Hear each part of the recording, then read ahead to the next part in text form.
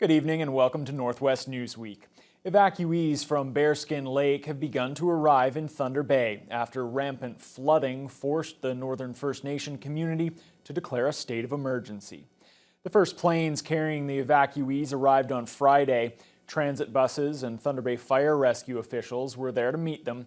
150 to 180 Bearskin Lake residents are expected to come to the city when all is said and done. Fire Chief John Hay says they were asked to house residents for 2 weeks, but he doesn't think that they'll be here for that long. It's going very well. We're getting a lot of support from the community and from the First Nations agencies that are representing them. It's basically the same process for us. We've established a hotel where we're going to host them, and we'll take care of their food and medical needs as they occur. Additional flights carrying Bearskin Lake residents have arrived over the weekend. Some band members have stayed behind in their home community to monitor and protect key infrastructure. The Far North Act isn't going anywhere just yet. Speaking Wednesday at the Nan Chiefs Fall Assembly, Indigenous Affairs Minister Greg Rickford said the Ford government will continue to engage with First Nations before deciding whether to repeal the controversial legislation. Also at the meeting, Rickford announced economic development funding for a number of Nan communities. Minister Greg Rickford doesn't have many positive things to say about the Far North Act, which was passed by the Dalton-McGuinty Liberals in 2010 in an effort to protect more than 20% of the province's landmass. It was not widely respected or very well received. It lacked all of the fundamental notions and sensibilities that we have around the duty to accommodate, the duty and the duty to consult. But after pushback from some Indigenous leaders to the Ford government's stated plan to repeal the legislation earlier this year, Rickford now says more engagement is needed and no decision on the fate of the Far North Act will be made until at least next fall. I saw firsthand that there were important land use planning activities going on that were born from the Far North Act, and that in fact over time there were a few elements of this, not many, a few elements of this act that communities found valuable. That was just one of many topics broached on day one of the Nan Chiefs Fall Assembly. Energy projects, safety, education, and health care were discussed as well by the 49 community leaders and Nan's Executive Council. And Rickford also announced more than $500,000 for projects in 6 Nan communities, which include $100,000 for entrepreneurial skills development in Fort Albany and $90,000 for Nescantaga to update its economic development plan and establish an economic development corporation. Nan Grand Chief Alvin Fiddler says these investments will benefit the 6 communities well into the future. Should look at them as more like a seed money to move on to bigger projects. So I think this is significant for these 6 communities and will allow them to start that planning and hopefully move on to bigger and even more regional projects. Rickford also paid a visit to the Thunder Bay Airport on Wednesday afternoon to discuss the 4-cent per liter cut to the Northern Aviation fuel tax as laid out in last week's fall economic statement. Ryan Benazzo, TBT News. A day later, Nan Chiefs received an update from Ontario's chief coroner on efforts to reinvestigate the deaths of 9 Indigenous people as outlined in last year's OIPRD report. Dr. Dirk Heyer heads the Executive Governance Committee overseeing the investigation. Its mandate is to find the truth around the deaths and their circumstances, and also to look at whether procedural changes need to be made to restore public faith in law enforcement and in the judicial process. Looking at learning opportunities both for the Thunder Bay Police Service but also for the Office of the Chief Coroner as to where we might be able to do death investigations differently and where there may be need or benefit from lessons learned to develop new practices and new approaches. The committee aims to finish the investigations by July, but won't limit the probes to meet that timeline. Ontario Liberal leadership candidate Michael Coteau introduced his new environmental plan during a stop in Thunder Bay on Tuesday. Coteau was in the city touting the benefits of his plan for those here in the north. Coteau says the plan is geared toward the future, one that he says the province isn't prepared for at this time. He wants to work with municipalities to offer fare-free transit and to decide whether more busing is needed in smaller communities. Green technology also plays a major role. The Toronto MPP would incentivize electric vehicles, solar paneling, and carbon capturing. He insists Northwestern Ontario should play a vital role in the environmental movement. And I think the greatest opportunities reside outside of the GTA into regions like this, where we can develop, where we can tap into the natural resources, but most important, to make sure that it actually benefits the people of Ontario, not companies that are located outside this province. Coteau says his plan also prioritizes protecting nature, with more land set aside for provincial parks and conservation areas. Ontario Liberals will choose a new leader in March. A video of a frightening near collision between a cube truck and a pair of transports near Uppsala has gone viral with more than 300,000 views. The cell phone video was posted to Facebook last Sunday by Cynthia Tobin. It shows a truck trying to pass a transport on a straight stretch of the highway 20 kilometers east of Uppsala. The westbound truck attempts to pass another westbound transport but isn't able to overtake it. At the same time, two eastbound transports are on a collision course with the cube truck. They avoided the crash by swerving onto the shoulder. Tobin says she and two other drivers contacted the OPP. Police were supposed to send a cruiser from Ignace, but no police vehicles were seen. As of Friday, the incident was still under investigation. When we come back, the town of Red Rock is taking a developer to court to force him to properly clean up the town's former mill site.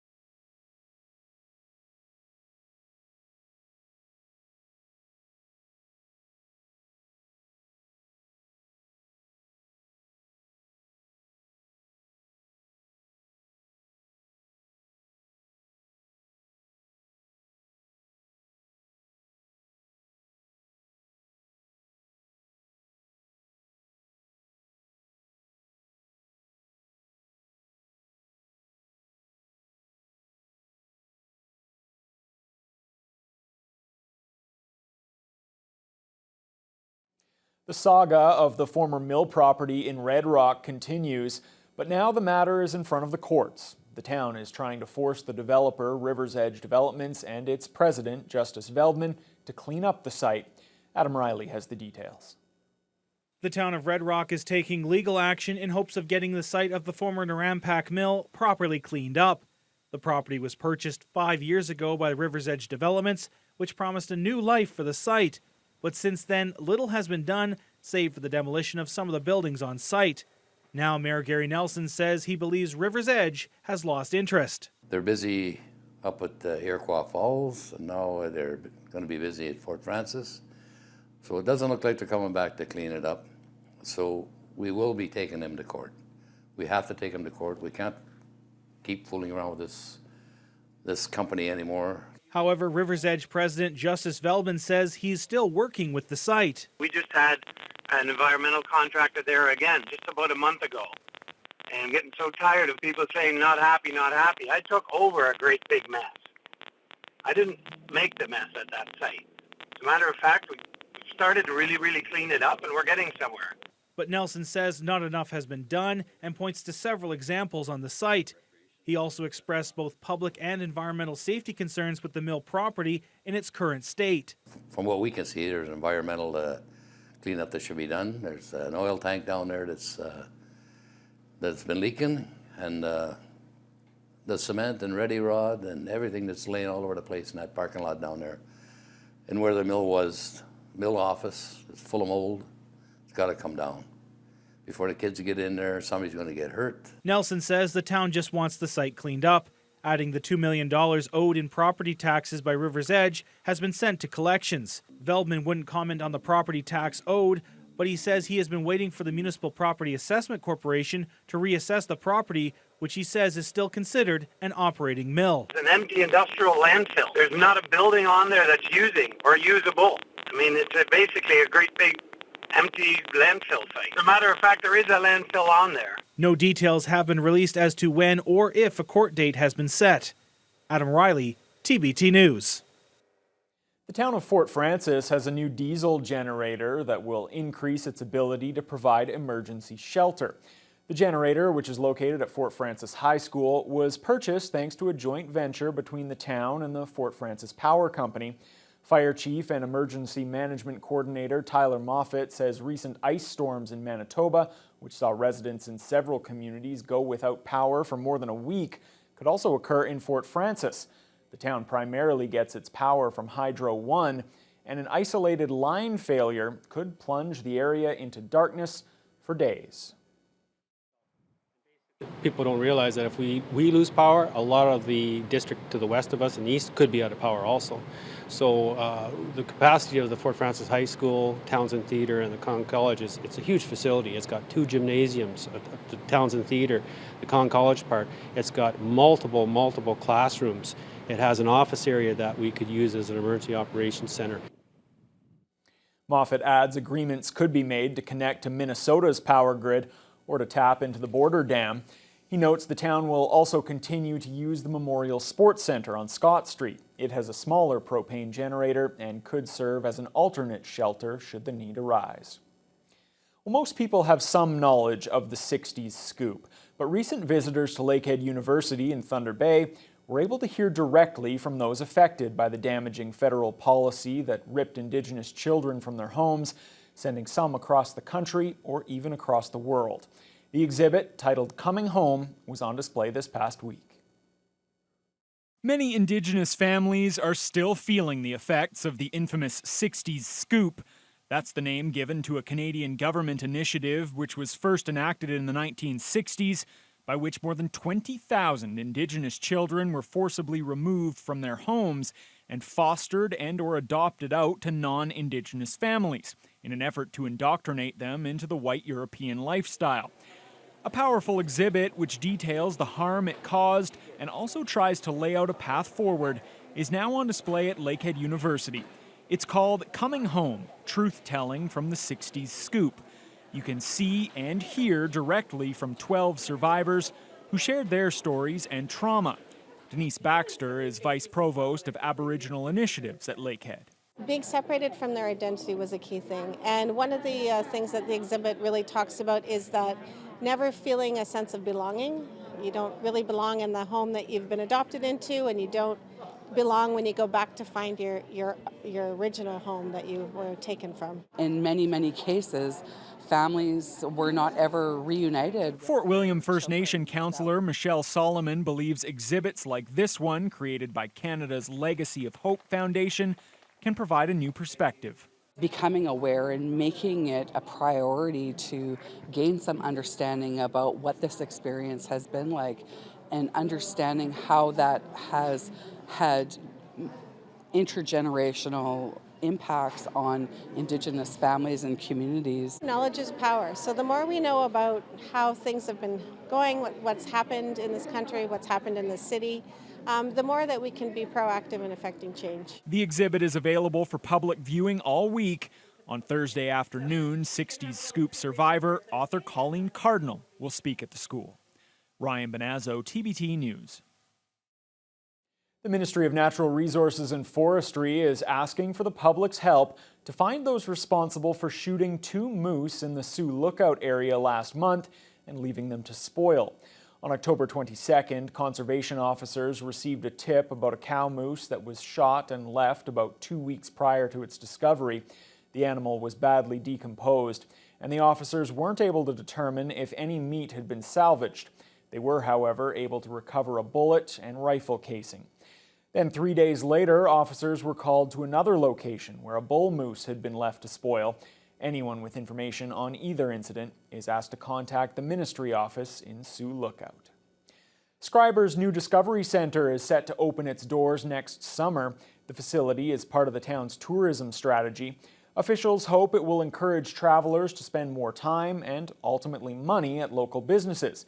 Construction work continues, and as Adam Riley explains, the town has had to approve additional spending for the $2.6 million project.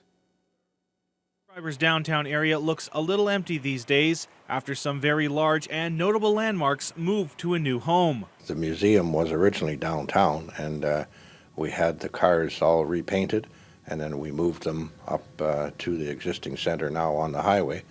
So it was a pretty interesting procedure to watch how they lifted locomotives and moved them down the highway. The locomotive and rail cars were moved in September and caught the attention of residents and highway travelers as the attractions were then incorporated into the new $2.6 million Discovery Center, which is beginning to take shape. However, on Tuesday, Council was forced to approve some $34,000 in additional costs for the facility. Hamilton says one of those costs was a $14,000 oversight. We needed to install an inspection to the sewer that was missed on the architect's drawings. So we had to approve an additional cost because that had to be done. Council also approved $5,000 for exterior lighting and another $14,000 to remove a power pole, dig a trench, and bury the power line that runs in front of the center.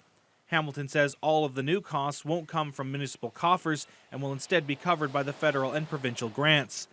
But despite the extra costs, Hamilton says residents are excited as they watch the Discovery Center come together. It's looking very attractive. A lot of people are pretty happy with it. We're hoping for, I guess we'll call a soft opening next June. Some of the exhibits that we've planned on installing won't be ready at that time, but the building itself and the museum will be open. The museum's former site won't stay vacant for very long, as the area will play a key role in Scriber's downtown revitalization. That project has gone to tender, and Hamilton hopes will be in construction by 2020. Adam Riley, TBT News. A Canadian industrial service provider is expanding into the Thunder Bay area and is bringing upwards of 70 new jobs with it. Alberta-based Northern Matin Bridge has provided stock, delivery, and access solutions for a number of industries in the area over the past 5 years. Its newest office recently opened on the Fort William First Nation. The company is also in the process of developing a new manufacturing facility in the area.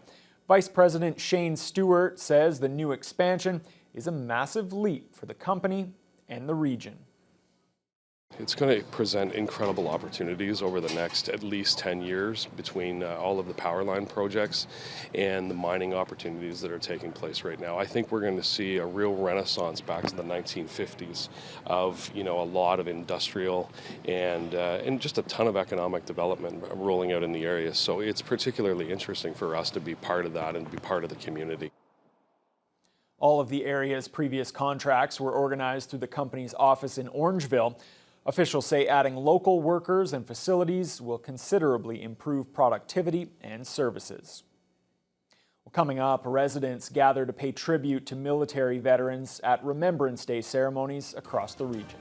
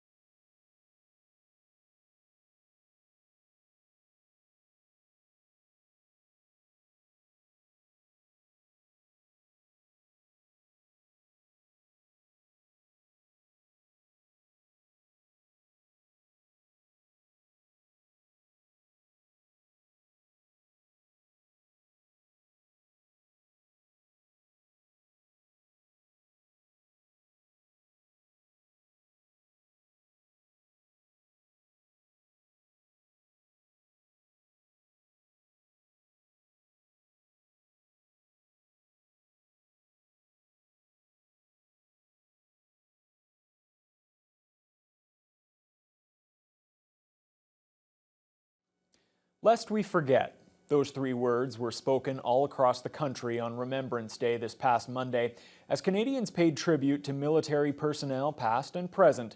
Ceremonies took place in communities across the Northwest. Adam Riley attended the service in Nipigon.